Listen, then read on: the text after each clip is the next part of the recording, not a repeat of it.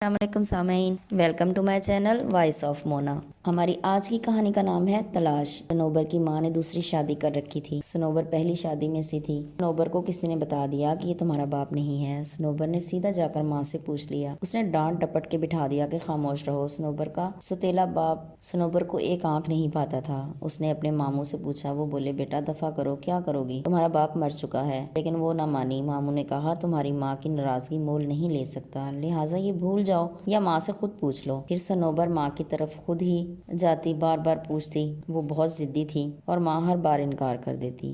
ماں کا اپنا کپڑے کا کاروبار تھا۔ وہ کپڑوں پر کڑھائی کرتی تھیں اور انہیں سیل کرتی تھیں۔ کافی اچھا کام چل رہا تھا۔ صنوبر پڑھائی کے ساتھ ساتھ کام بھی سیکھ رہی تھی۔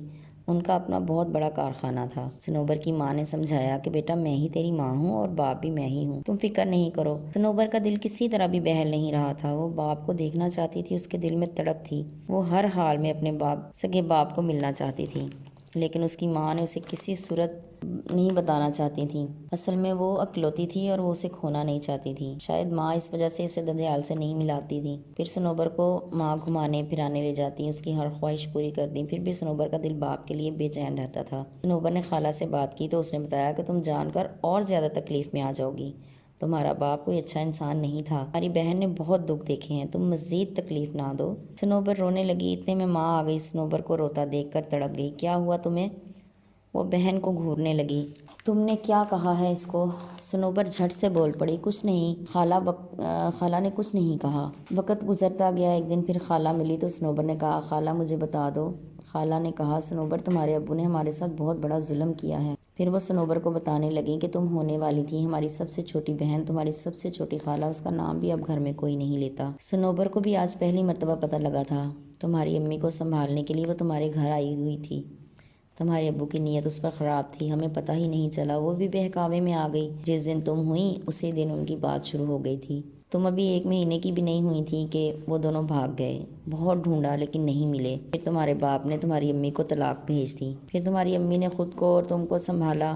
پھر 2 سال کے بعد ہم نے تمہاری امی کی دوسری شادی کر دی، کیونکہ تم بہت چھوٹی تھی اور تمہاری امی اکیلی تھیں۔ اب تمہارا باپ راولپنڈی میں رہتا ہے، تمہاری اسی خالہ کے ساتھ۔ اس نے شادی کر لی ہے، اب ان کے 4 بچے بھی ہیں۔ کہتی ہو تو تمہیں ملا دیتی ہوں، کوئی بہانہ بنا کر۔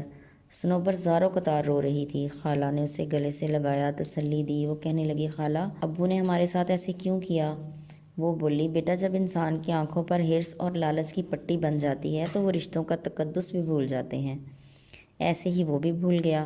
خالہ امی نے تنہا مجھے پالا اور میں اس انسان کو تلاش کر رہی تھی جو میری ماں کے خوابوں اور خواہشوں کا قاتل ہے۔ آپ ایک مرتبہ اس شخص کی شکل مجھے دکھا دیں، میں اس سے یہ سوال خود پوچھنا چاہتی ہوں۔ وہ مان گئیں اور بولیں، ماں کو بھی مت بتانا۔ پھر وہ اپنے گھر چلی گئیں۔ پھر 1 ہفتے کے بعد واپس آئیں اور امی سے اجازت لے کر مجھے ساتھ لے گئیں۔ امی مصروف تھیں، انہوں نے نہیں روکا۔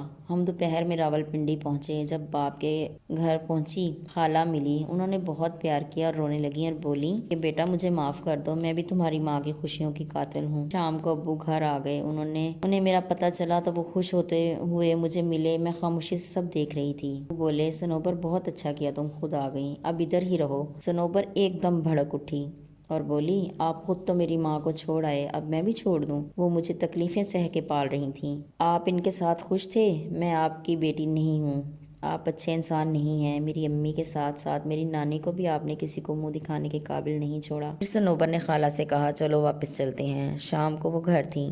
صنوبر نے گھر آتے ہی ماں کو گلے لگایا، پیار کیا، اس کے پیر پکڑ کر معافی مانگی۔ مجھے معاف کر دیں، میں آئندہ کبھی بھی آپ کا دل نہیں دکھاؤں گی، آپ جو کہیں گی وہی کروں گی۔ صنوبر کی ماں رو رہی تھی۔ اس کی محنت اور محبت رنگ لے آئی تھی۔ اس کی بیٹی آج اس کی طرف واپس لوٹ آئی تھی اور اس کے ساتھ کھڑی تھی۔